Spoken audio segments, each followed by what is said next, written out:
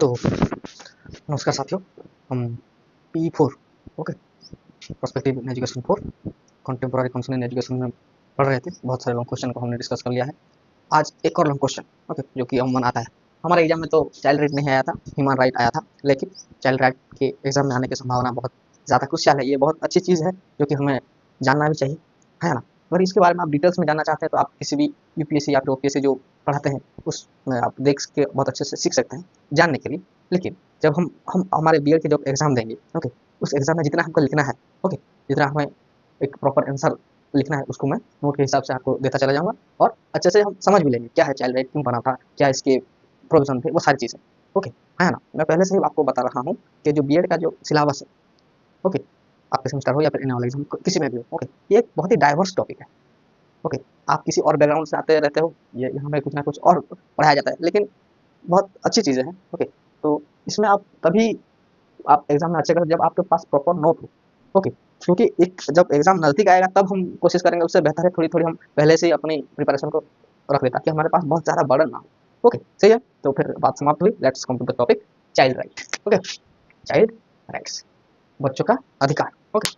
क्या है, आप भी तो बच्चे ही हैं, मतलब एक ज़माने में थे, अगर आपको बचपन में पढ़ाई से वंचित कर लिया होता, है ना, बच्चे अगर पढ़ाई ना करते, समझ रहे हो ना, आपको किसी ना किसी काम में कहीं पे कोई लेबर ओके इस तरीके से अगर रख दिया गया होता, तो क्या आज आप जिस स्थिति में है उस स्थिति में आ सकते थे? नहीं, है ना। It's too difficult. अगर किसी भी देश में आप अगर हम बात करें किसी भी देश में, अगर उस देश के बच्चों को, अगर किसी देश का फ्यूचर बर्बाद करना है तो उस देश के बच्चों को अगर हम एजुकेशन ना प्रोवाइड करें, अच्छी शिक्षा ना दें, उनको स्किलफुल ना बनाए, तो वो देश अपने आप डूब जाएगा, है ना। लेकिन मैं आपको एक बात बताता हूँ, जापान में जब बॉम्ब गिरा, एटॉमिक बॉम्ब गिरा, तब वहाँ के लोगों ने कसम खा लिया, हम जितने भी बच्चे हैं हम अपने बच्चों को शिक्षा देंगे, स्किलफुल बनाएंगे ओके, हम हर कोई काम करेंगे। देखिए आज वो फिर से पलट गया है ना, दो बार उसके ऊपर एटॉमिक हमला है कि उनके बच्चों को उन्होंने ट्रेंड किया, स्किलफुल किया, एजुकेशन दिया। देख ultimately care their children and that country now we can be first most of the fields okay. So हमें ये ध्यान रखना चाहिए जिस देश में बच्चों, क्योंकि ये कहा जाता है ना, today's children are the futures of the tomorrow okay. और वो बच्चे नहीं होंगे, वो अगर स्किलफुल नहीं होंगे, एजुकेटेड नहीं होंगे, तो क्या फायदा ओके। इस सब चीज़ों के लिए हमारे भारत में क्या किया गया था, हमारे कॉन्स्टिट्यूशन ऑफ इंडिया में क्या लिखा गया है, उस सबको हम बात करेंगे इन related to our education okay. सही है, देखिए और दूसरी बात मैं आपको बता देता हूँ, आप जब भी कोई क्वेश्चन लिखे, introduction and conclusion, introduction and conclusion are the essential part of your answer okay. तो उस तरीके से आप डील कर देंगे। लिखिए, पहला है child right okay. Child right introduction हम लिखेंगे, a child means every human being below the age of 18 years okay. बच्चा किसको कहते हैं? Below the age of 18 years, है ना ओके। क्योंकि अगर नहीं होता तो, क्योंकि हम हमारा जेन्युइन ये मतलब है 18 साल तक ओके, 18 वर्ष तक किसी बच्चे को पढ़ाओ आप अच्छे से ओके, और तब आप उसको दुनिया की बागडोर संभालो, आप तो स्ट्रगल के साथ पढ़ाई कर ओके। जब तक 18 साल ना होता किसी बच्चे को कोई स्ट्रेस मत दीजिए, कोई काम मत दीजिए, वो पढ़े, एक्सप्लोर करे अपनी ज़िंदगी, है ना। उसके बाद जब वो 18 यहाँ हिंदुस्तान में ऐसा ही होता है, 18 साल के बाद you can able to choose your you can vote to elect party, है ना। तो हम 18 साल में कुछ भी कर सकते हैं। So child will be considered below the age of 18 okay. A child means every human being below the age of 18 years. A nation's children okay, next point, a nation's children are the supremely important asset, are the supremely important asset and the future and well-being of the nation okay. The future and well-being of the nation किसके बागडोर में है? बच्चों के हाथ में okay, children's के हाथ में है of the nation, depend upon how the children grow and develop. ये सब एक देश का फ्यूचर ओके सबसे किस पे डिपेंड करता है? वहाँ के बच्चे के ग्रोथ एंड डेवलपमेंट ओके। हमारे कहते हैं ना, हमारा देश का युवा, देश के बच्चे ही देश का फ्यूचर है। तो हम जितना उन पर ध्यान देंगे, उनके ग्रोथ, उनके डेवलपमेंट में ध्यान देंगे, हमारा देश उतना ज़्यादा ग्रोथ करेगा। It is the duty of the state, समझ में आ रहा है ना, it is the duty of the state to look after a child to ensuring full development of its personality okay, to ensuring full development of its, ये देश का, ये राज्य का, ये it's their responsibility, it's their duty to ensure and to look after the development of the personality of the child okay. भैया, to achieve this goal state must grant certain right to the children, और इसी चीज़ को achieve करने के लिए okay, for the fulfil and development of the child, कुछ rules तो होने चाहिए ना okay okay. State must grant certain right to the children okay, कुछ ना कुछ उनको अधिकार देना चाहिए, कुछ अधिकार उनके लिए, जैसे कि हम किसी भी बच्चे को okay below the age of 18 हम कहीं पे लेबर के काम नहीं करा सकते, है ना। अगर बच्चा है तो उसको स्कूल भेजिए, किसी, it is free and compulsory to every child to get education okay. देखिए, in India right of citizen okay, in India right of citizen including that the children have been protected directly or indirectly provided by the constitution of India, हमारे constitution में ही ये लिख दिया गया है, in India right of citizen including that all the children have been protected directly or indirectly provided by the constitution of India। समझ में आया? ये आपका इंट्रो पार्ट। अब देखेंगे हम मीनिंग ऑफ चाइल्ड राइट क्या होता है, लिखेंगे पहला इतना तो लिख लो अच्छे से। तो what is the meaning of child right, क्या मायने हैं शिशु अधिकार। ओके, चाइल्ड अधिकार। Child right are the subset of human right, मतलब क्या, देखिए हमारा ह्यूमन राइट कमीशन आपने सुना है ना। ओके, देखिए ह्यूमन राइट होता है मानव अधिकार, मानव अधिकार human right. Okay, human right. अरे बच्चा भी तो एक ह्यूमन है, तो ह्यूमन राइट के अंदर आता है चाइल्ड राइट। ओके, तो इसलिए हमने लिख दिया है child rights are the subset of human right applicable to any human being below the age of 18 year. Okay, it is applicable to any human being below the age of 18 year. देखिए हमारे जो ये भी होता है ना, क्या बताओ, कोर्ट में जो सजा की सुनवाई होती है उसमें भी अगर आपका एज, अगर आप बालक हो, ओके, तो फिर आपकी सजा भी कम कर दिया जाता है ना। आपके लिए जेल अलग होता है। अगर कभी कोई जाना चाह रहा है तो आपके लिए जेल अलग होती है, समझ में आया। आपको सजा भी कम, क्योंकि वो एक बच्चा है अभी। अब अगर हम किसी छोटे बच्चे को अगर बिलो 18 ईयर, ओके, उसको पनिशमेंट बहुत कम ही मिलती है। ओके, तो छोड़िए। Okay, child right are the subset of human right and applicable to human being below the age of 18 year. Okay, 18 वर्ष से नीचे बच्चों के लिए वो हम एप्लीकेबल करते हैं child right. Okay, children have children right. तो फिर चाइल्ड राइट में क्या कहेंगे, children right include the right to health, right to health, right to education, उसकी सेहत की, उसके एजुकेशन की, राइट टू फैमिली लाइफ, उसके परिवार में परिवार में फले फूले बच्चे। ओके, राइट टू प्ले, किसी बच्चे को आप खेलने से रोक नहीं सकते, वो उस बच्चे का अधिकार है।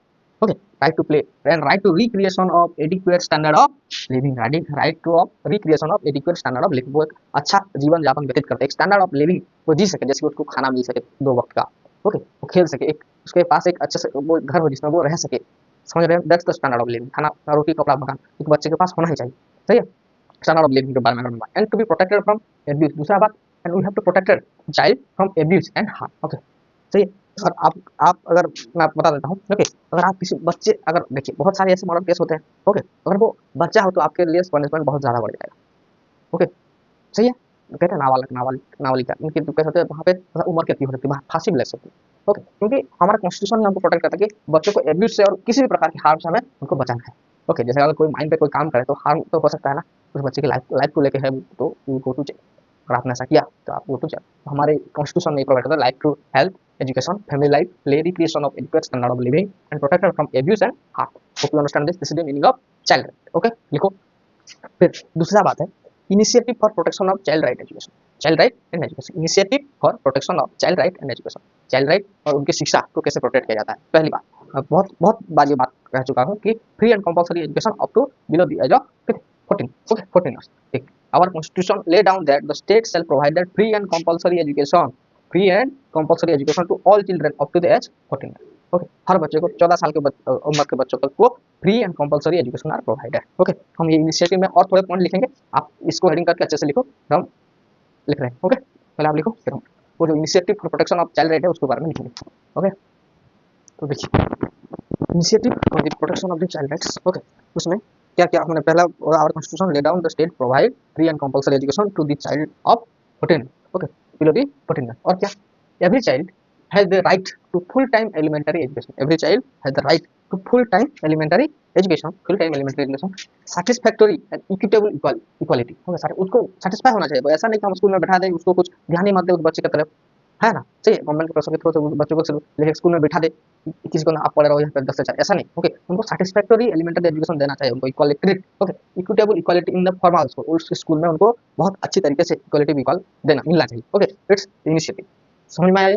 During the last few decades, okay, during the last पिछले वर्षों में, okay, the government of India has roll out several scheme, बहुत सारे ऐसे स्कीम उन्होंने अप्लाई किया है, and initiative to ensure that education reaches the most marginalised children of India. Okay, few decades होते हुए हमारे गवर्नमेंट ऑफ इंडिया ने बहुत सारे ऐसे स्कीम इनिशिएटिव जिसने उसने लिया है to ensure that every child of this country get the education. और चाइल्ड राइट का मतलब यही था कि एजुकेशन उस देश की सबसे मार्जिनलाइज्ड बच्चे के पास भी एजुकेशन पहुंच सके, education reach to the most marginalised children of India. समझ में आया, इजी है। ओके, आपको सेंटेंस में मैं इजी रख रहा हूँ ताकि आपको आसानी हो याद रखना में। ओके, सही है। जैसे कि बहुत सारे स्कीम में पहला हो सर्व शिक्षा अभियान, है ना, सर्व शिक्षा अभियान, इसके बारे में मैंने बात क्या हुआ है। ओके, सही है, सर्व शिक्षा अभियान, बेटी पढ़ाओ बेटी बचाओ बेटी पढ़ाओ योजना, सही है, सुना है इसके बाद, बेटी पढ़ाओ बेटी बचाओ और बेटी बचाओ बेटी पढ़ाओ, मैं इंटरमिल कर रहा हूँ। और तीसरा कस्तूरबा गांधी बालिका विद्यालय योजना, कस्तूरबा गांधी बालिका विद्यालय योजना, और RCFCE एक्ट 2009, RCFCE एक्ट 2009। आज हम सिर्फ इन तीनों के बारे में बात करेंगे। सर्व शिक्षा अभियान, बेटी बचाओ बेटी पढ़ाओ, कस्तूरबा गांधी बालिका विद्यालय योजना, ये RCFCE एक्ट, ये खुद एक शॉर्ट नोट के बारे में आ सकता है एग्जाम में, तो इसके बारे में हम डिटेल में बात करेंगे, कल करेंगे। आज हम सर्व शिक्षा अभियान, बेटी पढ़ाओ बेटी बचाओ, इनके बारे में दो पॉइंट लिख लेंगे, सही है, और समझ लेंगे, सही है। तो आप पहले इसी पर लिख लीजिए, hope you understand this, write down it, okay, then we are starting with SSA। Sarva Shiksha Abhiyan, okay, इसके बारे में तो हमने डिटेल में डिस्कस किया है, लेकिन इस क्वेश्चन के हिसाब से थोड़ा सा लिख लेते हैं, और आपको कोई और पॉइंट भी अगर आप ऐड करना चाहते हो कर सकते हैं, ओके, आपका क्वेश्चन अच्छा होना चाहिए, ओके, सही है। तो देखिए SSA is a सर्व शिक्षा अभियान is a flagship education program by the Indian government for the holistic improvement in the elementary education system, for the holistic improvement in the elementary education system, elementary education system में का all round holistic development होने के लिए SSA is very important step, okay, बहुत ही बढ़िया, बहुत ही मतलब बहुत अच्छा लगता है, ओके, क्योंकि जब मैं बचा था तब से ये लागू हो गया है ना, इसीलिए देखिए, the SSA aims to open school and institution in place that doesn't have proper schooling facility, जिस जगह पे स्कूलिंग फैसिलिटी नहीं थी, ओके, उन सारे जगहों में गवर्नमेंट ने परमिट दे दिया कि आप स्कूल खोल सकते हैं तो खोलिए, आप प्राइवेट स्कूल खोलना चाहते हैं तो खोलिए, आपको परमिशन है, ओके, सही है। तो आप आज देखिए कितना एजुकेशन बदलाव, हर किसी गाँव, हर शहर में, आस पड़ोस में बहुत सारे पब्लिक स्कूल हैं, गवर्नमेंट स्कूल है ना, लॉ मिलके एजुकेशन का ग्रोथ हो रहा है, चाहे गवर्नमेंट सेक्टर हो या प्राइवेट सेक्टर, बच्चों को एजुकेशन मिलना चाहिए, है ना, दैट्स द मोटो, सही है, एंड प्रॉपर स्कूलिंग फैसिलिटी, समझ में आया।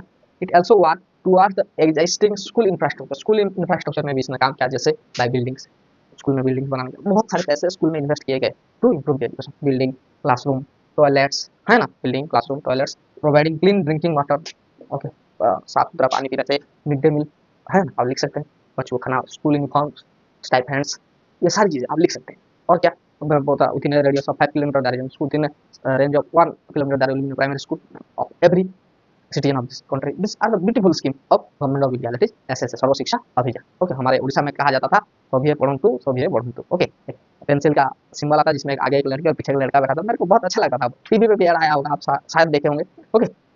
और क्या, SSA ले special focus on the education of girl children, okay, लड़कियों की शिक्षा के लिए, girl children education, girl child education के लिए SSA ने बहुत ही crucial and important role play किया था, समझ में आया, ओके। आप और अगर कुछ ऐड करना चाहते हैं तो इसमें ऐड कर लीजिए, सही है, ओके, तो लिख देंगे फ्लैगशिप, लिख लो SSA, फिर हम नेक्स्ट हमारा स्कीम था क्या, इनिशिएटिव था बेटी बचाओ बेटी पढ़ाओ, बेटी बचाओ बेटी पढ़ाओ। इसमें पहली बात है बेटी बचाओ।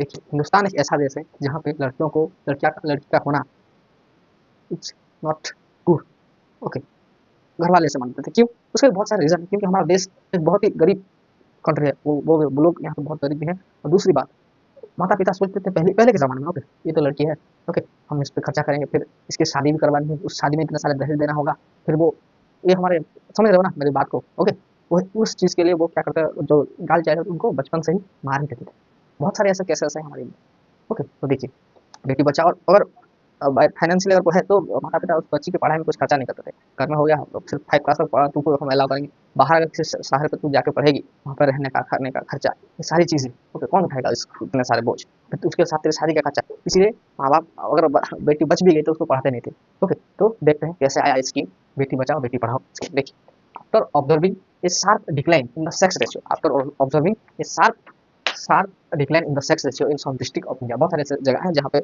लड़कियों का डिक्लाइन होता रहा, जैसे कि अगर कोई क्लास है, ओके, और क्लास में अगर 40 स्टूडेंट का स्ट्रेंथ है, वहाँ पे 35 बॉयज होंगे और 5 गर्ल्स होंगे, तो यह क्या सेक्स रेशियो क्या सेम होगा नहीं, ओके। सो और मतलब समझना, और सेक्स रेशियो बहुत नीचे था, लड़कियों का बहुत कम था, okay. Government of India put forward the Beti Bachao Beti Padhao programme, okay, in 2014, in October 2014, Beti Bachao Beti Padhao Yojana, this scheme aim to work in order to ensure survival safety and education of the girl, okay, survival safety and education of the girl, सही है। समाज में भी ऐसे बहुत सारे लोग हैं जो कि वुमेन्स के साथ, ओके, अंडरस्टैंड दिस, ओके, ये सारी चीज़ों को लेंगे, बेटी पढ़ाओ बेटी बचाओ योजना, बहुत सारे ऐसे स्कीम हमारे उड़ीसा में, नारी सशक्तिकरण योजना, है ना, पढ़ेगा इंडिया तभी तो बढ़ेगा इंडिया, सुना है ना ये सारी चीज़ें, that's related to for the child right, okay, to ensure the child right, समझ में आया ये, ओके। आपको अंडरस्टैंड बेटी पढ़ाओ बेटी आपने सुना तो होगा, ओके। अगर आप चाहते हैं तो विकिपीडिया में try to type it and learn something more about it, okay, क्या था स्कीम कैसे था, ओके, सही है। लेकिन ये हमारे एग्जाम के पॉइंट ऑफ व्यू से जितना चाहिए उतना मैं लिख के रखा हूँ ताकि आपको ईजी हो। दूसरा कस्तूरबा गांधी बालिका विद्यालय योजना, कस्तूरबा गांधी कौन देखो मेरे को बता सकता है, गांधी जी का, महात्मा गांधी जी की वाइफ का नाम कस्तूरबा गांधी था, ओके। कस्तूरबा गांधी बालिका विद्यालय, इसको शॉर्ट फॉर्म में बोलते थे KGBV, Kasturba Gandhi Balika Vidyalaya, launched in August 2014. Launched in August 2014. The KGBB, Kasturba Gandhi Balika Vidyalaya Yojana scheme provide quality education to the girls and mark available them facility to the widen scope of their knowledge and learning. Okay, Kasturba Gandhi Balika Vidyalaya Yojana में क्या था? For the quality improvement in education of girls, especially girls. Okay, it's implemented. This school वो मतलब वो बहुत एक boarding school type का होता है इसमें. Okay, this school also provide hostel facility for the student, stipends to the girl student. Okay, free book material, uniforms, everything this school will provide. KGBB समझ में आया? देखिए, हम ऐसे बहुत सारे स्कीम को पढ़ेंगे क्योंकि हम हमारा पढ़ाई है एजुकेशन. ओके, तो वैसे स्कीम जितने भी एजुकेशन रिलेटेड आए हैं और जो भी चाइल्ड राइट रिलेटेड हैं, ह्यूमन राइट रिलेटेड है, ये सारी चीज़ें नवोदय विद्यालय कैसे आया और बहुत सारी चीज़ें. ओके, तो फिर आप आज के लिए सिर्फ इतना लिख के रखिए, अच्छे से नोट करते रखिए. फिर हम कल पढ़ेंगे आरसीएफसी या हम वो छूट गया है. ओके, और चाइल्ड राइट जैसे कि आप कोशिश कीजिए 3 पेज या 4 पेज का एक अच्छे से आपके पास नोट हो, ताकि जब आप एग्जाम देने जाएं तब आपको ये कॉन्फिडेंस हो, मैं कुछ ना कुछ तो लिख के अच्छे से चला आऊँगा. सही है? ओके, लिखते रहिए, पढ़ते रहिए. जय हिंद.